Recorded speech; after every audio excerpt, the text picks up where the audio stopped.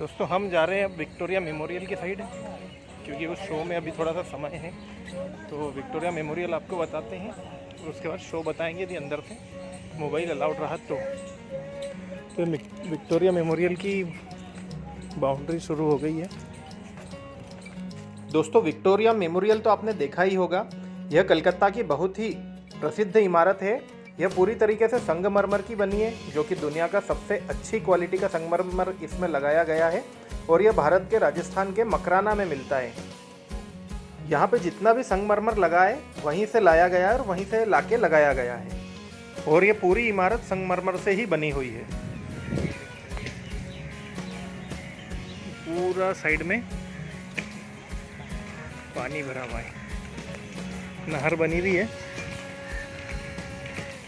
मैं बताता हूँ आपको, ट्राइपॉड यहाँ पे नहीं लग सकते हैं, आपको हाथ में मोबाइल लेके ही वीडियो बनाना पड़ेंगे। पूरा पानी है यहाँ पे। गार्डन बहुत अच्छा मेंटेन किया हुआ है और आप देख सकते हैं बहुत ही सुंदर जगह और बहुत बड़ा है ये। दोस्तों, यहाँ पर अंदर गार्डन और म्यूजियम देखने के लिए आपको 50 रुपये प्रति व्यक्ति का टिकट लेना पड़ता है। इस मेमोरियल को बने हुए 105 साल के आसपास हो चुके हैं और देख सकते हैं आप आज भी ये उसी स्थिति में है। दोस्तों, पास से देखने में मालूम पड़ता कितना बड़ा है ये। दोस्तों, बहुत ही अच्छा गार्डन है यहाँ पे डेवलप किया हुआ और उसको मेंटेन भी बहुत अच्छी तरीके से करते हैं। आपको टिकट लेके अंदर आना होता है और एक तरफ से रास्ता है, यहाँ से आप जाते हैं और बहुत बड़ा दरवाज़ा आपको दिखता है। जैसे ही आप अंदर जाते हैं, यहाँ पे इसका जो निर्माण शुरू हुआ था उस समय की यहाँ पे फ़ोटो है। 1905 में इसका निर्माण शुरू हुआ था और 1921 में ये बन के तैयार हो चुका था। दोस्तों, ये संगमरमर से बना महल ब्रिटिश वास्तुकला का बहुत गजब का नमूना है।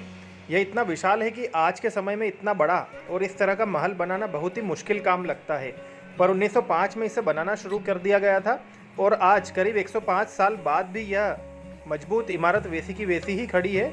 यह इमारत 1921 में तैयार हो चुकी थी और आम व्यक्तियों के लिए इसे खोल दिया गया था। दोस्तों, आप मुख्य प्रवेश द्वार से जैसे ही अंदर आते हैं आपको ये बहुत बड़ा हॉल मिलता है।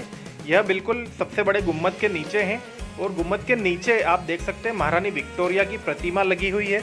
महारानी विक्टोरिया जब इस दुनिया में नहीं रही थी तो उनको श्रद्धांजलि देने स्वरूप इसका निर्माण किया गया था और इसमें जो पैसा लगा था वो ऐसा कहते हैं कि भारतीयों का ही लगा था और यहीं से इन्होंने मार्बल भी लिया था, जो कि ब्रिटिश हुकूमत भारतीयों के ऊपर उस समय शासन करती थी और उन्हीं का राज पूरे भारतवर्ष में था।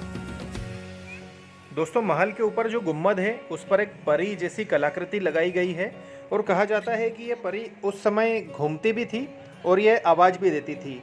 आज ये आवाज़ भी नहीं देती है, लेकिन यह घूमती है और हवा की दिशा बताती है।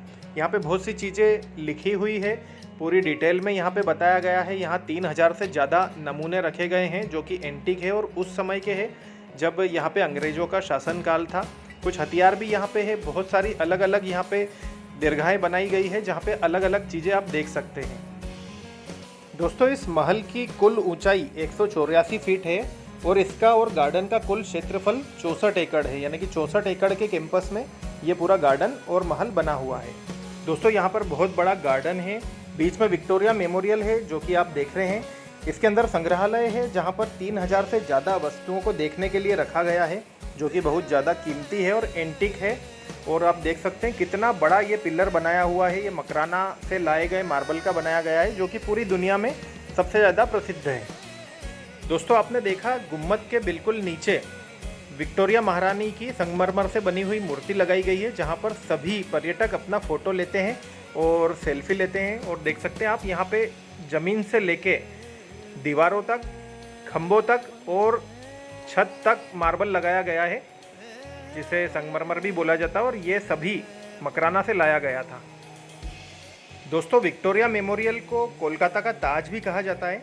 जिस तरह ताजमहल संगमरमर से बना है उसी तरह से ये मेमोरियल भी संगमरमर का बना हुआ है, इसलिए इसे कोलकाता का ताजमहल भी कहा जाता है। दोस्तों, यहाँ पे आपको बहुत सारे हथियार देखने को मिलेंगे, जिसमें बंदूकें, तलवारें और बहुत सारी तोप है। ये उस समय की आधुनिक तोप थी और इन तोपों से बहुत से युद्ध लड़े गए थे। और कुछ तोपें यहाँ पे नक्काशी की हुई है जो कि आज भी यहाँ पे रखी है। बिल्कुल सामने जो मूर्ति देख रहे हैं ये महल के पीछे वाले हिस्से में हम आ चुके हैं और यहाँ से पीछे वाला दरवाज़ा दिखता है और पीछे का पूरा गार्डन दिखता है। दोस्तों अगर आप यहाँ पे आते हैं और आपका पूरा विस्तार से मेमोरियल देखना है तो आपको 4 से 5 घंटे का समय लग सकता है, क्योंकि ये बहुत ही बड़ा है और यहाँ पे रात में बहुत ज़्यादा लाइटिंग होती है जिसके कारण रात में और भी ज़्यादा सुंदर दिखाई देता है।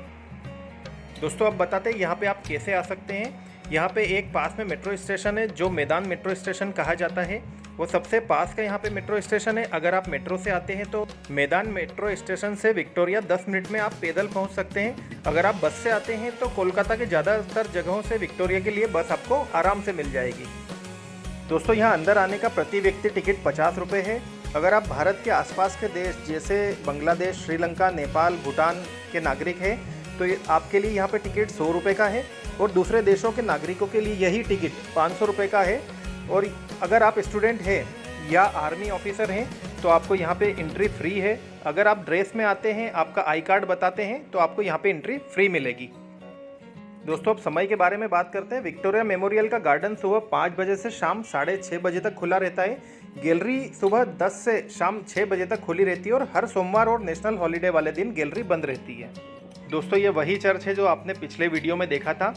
दोस्तों अब हम आ गए हैं एमपी बिरला प्लेनेटोरियम में।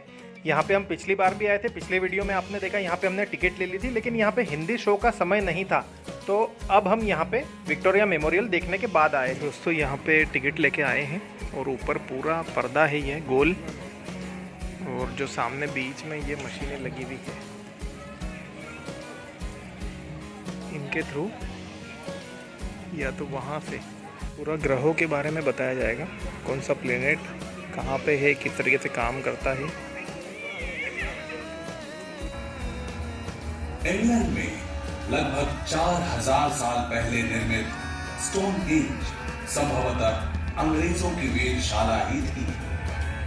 प्राचीन माया सभ्यता द्वारा लगभग 1000 ईस्वी में निर्मित इस पिरामिड से नक्षत्रों और समय की गति का अध्ययन होता था, लेकिन विज्ञान और तकनीक के विकास ने महाकाश के बारे में हमारी पुरानी सोचों को बदल दिया।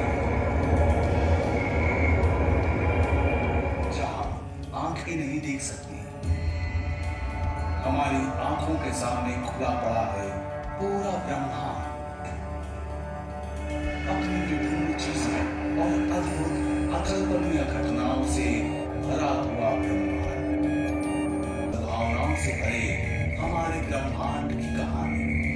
1665 ईस्वी में लंदन के लोगों ने प्लेग में हुई मौतों के लिए भी एक धूमकेतु को ही जिम्मेदार माना था। पहले लोग सोचते थे कि ऐसे धूमकेतु अशुभ होते हैं, किसी अनहोनी को जन्म देने वाले। चंद्रमा के गुरुत्वाकर्षण के कारण ज्वार भाटा बना। तब से लेकर आज तक हमारे सौर मंडल में ठहराव आया है। अब दूसरे ग्रह से पृथ्वी के टकराने का डर नहीं है, लेकिन दूसरे टक्कर हमें रोज प्रभावित करते हैं। कुछ खास टक्करों में शामिल है हमारा सूर्य भी। फिक्र न करिए, इतनी जल्दी धरती जाकर सूरज से टकराने वाली नहीं है। हमारा परिक्रमा पथ नियंत्रित है और अरबों सालों तक ऐसा ही रहना चाहिए। सूर्य में असंख्य प्रोटॉन टकराते और बुझते रहते हैं, जिससे असीमित परिमाण में ऊर्जा निकलती है। अधिकतर ऊर्जा सूर्य को प्रकाशवान बनाती है। इनमें से कुछ के कारण सूर्य की सतह पर चार्ज कणों की निरंतर धारा बहती है, जिसे सौर पवन कहते हैं। अपना भविष्य सुरक्षित कर सकते हैं।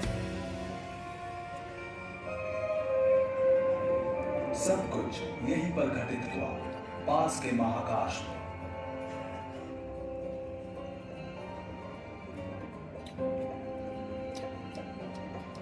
लेकिन बाकी ब्रह्मांड का क्या और भविष्य का क्या? महाकाश के टक्करों का क्या असर होगा हम पर?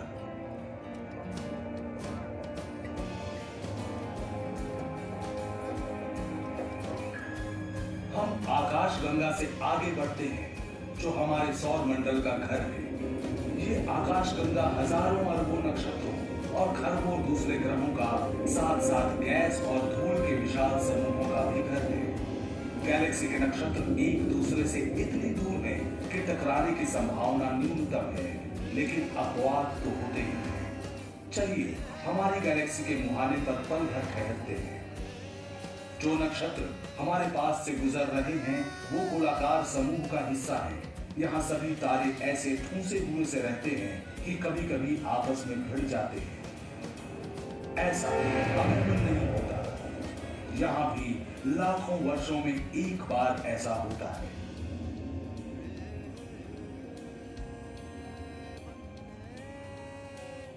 चलिए हम आकाशगंगा से निकलते हैं और जल्दी से पूर्वालोकन करते हैं कि हमारी गैलेक्सी, हमारे ब्रह्मांड के भविष्य में क्या है।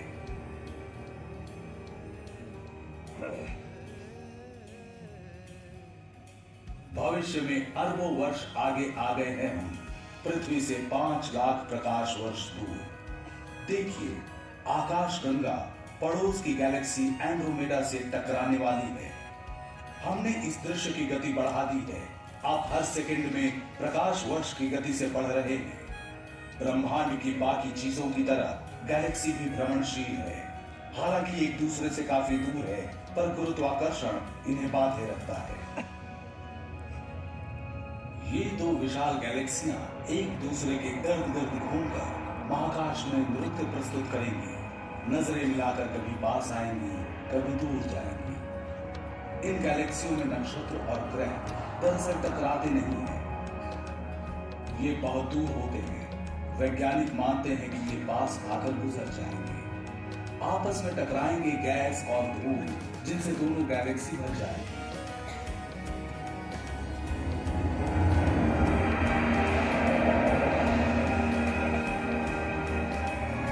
और इन टक्करों के कारण जन्मेंगे अनगिनत नक्षत्र और ग्रह। होगा ये कि आज से अरबों वर्ष बाद आकाशगंगा और एंड्रोमेडा मिलकर नई विशाल गैलेक्सी बन जाएंगी। गैलेक्सी की टक्करें उनके जीवन की सामान्य बात है।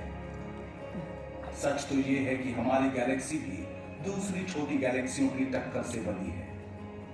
इन टक्करों के बिना आकाशगंगा का अस्तित्व नहीं होता और शायद हम भी नहीं होते।